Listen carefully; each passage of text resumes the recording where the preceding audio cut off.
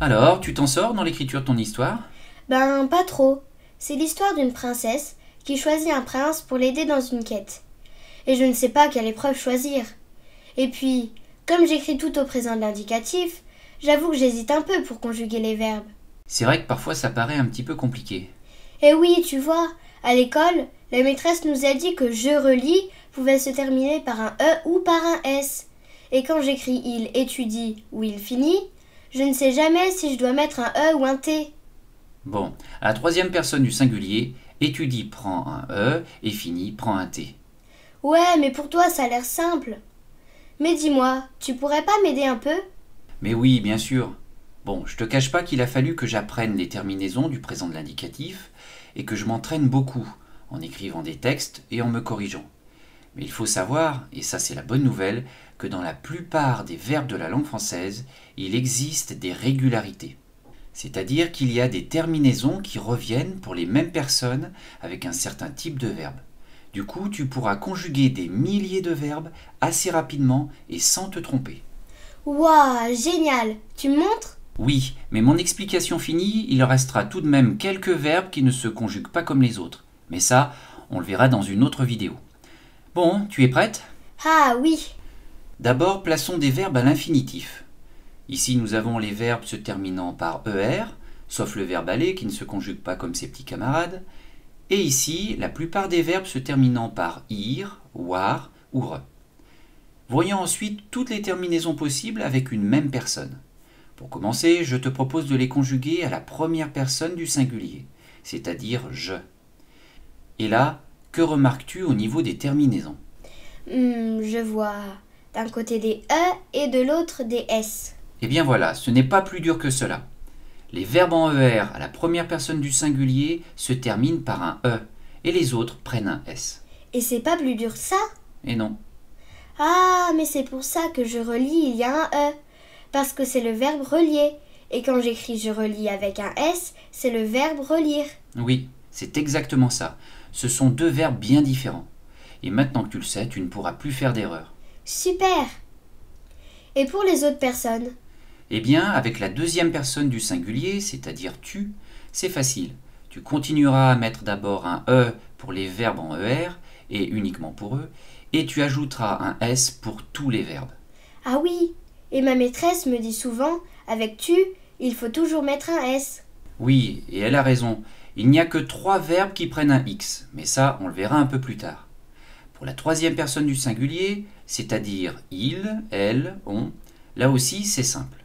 La terminaison est un E pour les verbes en ER, et sinon, c'est la lettre T pour les autres. Ok, c'est facile. Et avec nous? Je pense que c'est simple aussi. Tout à fait.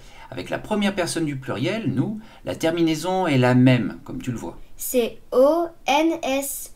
On l'entend bien, ça fait on.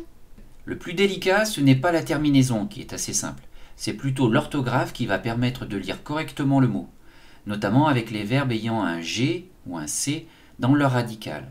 Par exemple, nous mangeons. Si j'ajoute uniquement le radical et la terminaison, ça fait... Nous mangons. Ah oui, donc là il faut rajouter un E. C'est ça. Et pour le verbe effacer? On lui met un E? Et non, pas depuis qu'on a redécouvert la cédille il y a quelques siècles. Et depuis, on l'ajoute à la lettre C pour bien prononcer nous effaçons. D'accord. Et lorsqu'on conjugue avec vous? Eh bien, c'est tout aussi simple. À la deuxième personne du pluriel, les verbes prennent EZ. D'accord. Donc chaque fois que je conjugue avec vous et que j'entends et, ça s'écrira EZ. Et du coup, comme il y a un E, il n'y aura plus de problème avec les lettres G et C. C'est ça. Et là, on arrive à la fin avec la troisième personne du pluriel, c'est-à-dire il ou elle. Là encore, comme tu peux le voir, les verbes se terminent par ENT. Puisqu'on est en train de parler des personnes du pluriel, regardons de plus près la première et la deuxième personne du pluriel, c'est-à-dire nous et vous. Je voulais te montrer certaines différences lorsqu'on conjugue avec les autres personnes. Par exemple, j'essuie devient nous essuyons, vous essuyez. Ah oui, c'est vrai. Parfois le I est remplacé par un Y, comme pour le verbe voir.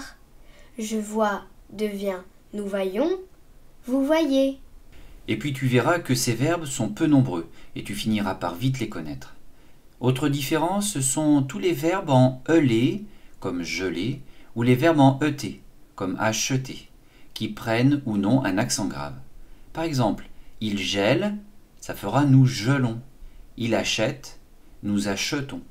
Bah, c'est facile, on entend bien la différence. Si j'entends est, je mets un accent grave, et si j'entends je n'en mets pas. Voilà, tu as tout compris. Il faut juste savoir qu'il y a deux exceptions. Deux verbes qui ne font pas comme les autres. Ce sont les verbes appeler et jeter. Les gens ont tellement pris l'habitude pour ces verbes de mettre deux L ou deux T pour prononcer le son est qu'ils ne font pas partie des changements de l'orthographe de 1990. Ah, Et oui, c'est comme ça. Il faudra donc que tu écrives j'appelle avec deux L et tu jettes avec deux T. ok. Et du coup, lorsqu'il n'y a pas le son est, on met un seul T? Oui, nous appelons, vous appelez s'écrivent avec un seul L et nous jetons, vous jetez avec un seul T. Et à propos du doublement de consonnes, pense bien que certains verbes en ir, comme choisir, finir, se conjuguent aux personnes du pluriel comme ceci. Nous choisissons, vous choisissez, ils choisissent. Là, tu vois, on met deux S. Ben, ça paraît logique. Sinon, ça ferait nous finissons, vous finissez et ils finissent. Oui, je te l'accorde, c'est pas difficile, mais il fallait au moins que je te le montre une fois. Voilà, on a terminé la première partie sur les verbes au présent de l'indicatif. Tu as vu que, même si certains verbes ont une orthographe un peu particulière, les terminaisons seront toujours les mêmes, et ce, pour des milliers de verbes. Oui, ça c'est la bonne nouvelle de la journée. Bon, et puis si tu as un doute, pense bien à regarder un aide-mémoire ou à jeter un petit coup d'œil sur les vidéos flash que j'ai préparées. Ok, merci. Ah, tiens, j'ai une deuxième bonne nouvelle. Ah bon? Oui, tu m'as donné une idée. Je sais maintenant comment la princesse va choisir un des princes. Grâce à un concours de conjugaison. Non. Si, et on va bien rigoler.